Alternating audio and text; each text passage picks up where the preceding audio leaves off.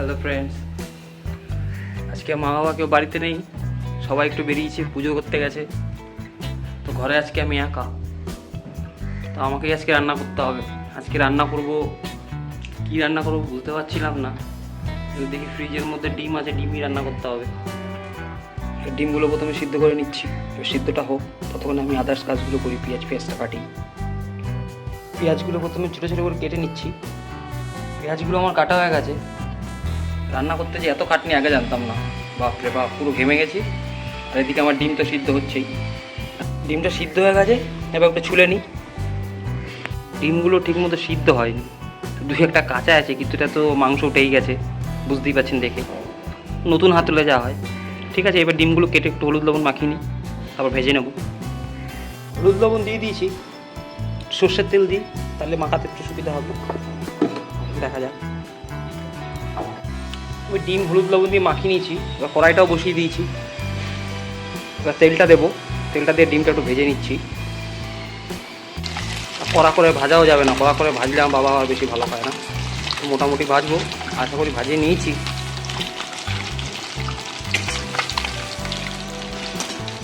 মনে হচ্ছে তো ভাজা হয়ে গেছে, হলুদ হলুদ তো হয়ে গেছে।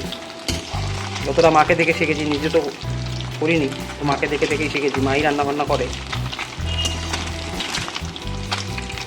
তো ভালোও লাগছে আজকে রান্না করতে। এরপর একটু জিরে দিয়ে দিচ্ছি, লঙ্কাও দিয়ে দিচ্ছি, তেজপাতা ওদের দিয়ে দিলাম। এবার কতগুলো গোটা গরম মশলাও দিয়ে দিচ্ছি, দিলে শুনেছি বলে খেতে ভালো হয়।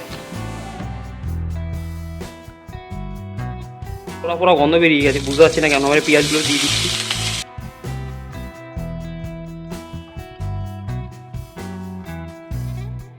এবার একটু এর মধ্যে আদা রসুন পেস্টটা দিয়ে দিচ্ছি। মা থাকলে বেটেই দেয়, কিন্তু আমিও পারবো না বাড়তে বলে কিনে নিয়ে এসেছি, এটাই দিয়ে দিচ্ছি। কিন্তু অবশ্যই জানাবেন কেমন লাগছে আমার রান্না। 1 চামচ মতো হলুদ দিয়ে দিচ্ছি, 1 চামচ মতো লঙ্কার গুঁড়ো দিয়ে দিচ্ছি। যখন ভালো করে একটু কষিয়ে নেবো, তাহলে কালারটাও সুন্দর হবে। এবার একটু নুন দিয়ে দিচ্ছি। ওর মধ্যে আগে জল দিয়ে দিয়েছিলাম, সেটা দেখানো হয়নি। এবার একটু নুন দিয়ে দিলাম, একটু বেশি করে জল দিয়ে দিলাম, কারণ দুপুরে ভাত খাওয়ার সময় তো ঝোলটা লাগবে নাকি। তা দেখে তো ভালোই লাগছে, জানি না টেস্ট কেমন হবে। তো মা বাবা এসে খেয়ে বলতে পারবে কেমন হয়েছে, জানি না। না করে আমি সব উল্টো পাল্টা করে রেখেছি, সব উল্টো পাল্টা যাতা করে রেখে দিয়েছি। তো মা নেই ঘরে বলে এরকম অবস্থা লাগছে, থাকলে তো গুছিয়ে রাখে। এবার ডিমটা দিয়ে দিই, অনেকটা মনে হচ্ছে শুকিয়েছে, তাও পাতলা আছে এখন। ডিমটা দিয়ে দিই, পরে তো আবার থাকবে, একটুখানি ফুটবে ডিমটা দেওয়ার পরে। তো দিয়ে দিলাম।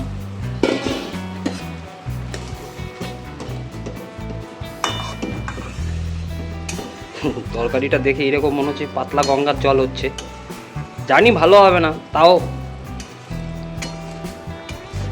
নতুন কিছু এক্সপিরিয়েন্স হলো, ভালো লাগছে। হয়ে গেলে আমাকে আবার পুজো দিতে হবে, ওই এক ঝামেলা। আবার ফান করে পুজো দাও। আমার এই ঘরে ঠাকুর দেবতাগুলো তো আপনাদের দেখানো হয়নি। তো এগুলো হচ্ছে আমাদের ছোটো ছোটো ঠাকুর। আরও ঠাকুর আছে যেগুলো দেয়ালে লাগানো আছে, যেমন লক্ষ্মী ঠাকুর, বজরংবলী, তারপরে গোপাল কৃষ্ণ, গণেশ ঠাকুর, সবই লাগানো আছে। এগুলো ঘরে চারিদিকে দেয়ালে লাগানো। আবার রান্নায় ফিরে আসি। একটা শুকিয়ে গেছে, এবার একটু গরম মশলাটা গুঁড়োটা দিয়ে দিই। বেশি পড়ে গেল মনে হচ্ছে, অনেকটা তো শুকিয়ে গেছে। তরকারিটা তো হয়ে গেছে, নামিয়ে দিলাম। এখন খাওয়ার পরে বোঝা যাবে কেমন হয়েছে। তো আপনারা জানাবেন। রান্না কমপ্লিট, বহুত কষ্ট হয়ে গেছে। তো আপনারা পুরো ভিডিওটা দেখবেন আর অবশ্যই জানাবেন কেমন লাগলো। Thank you.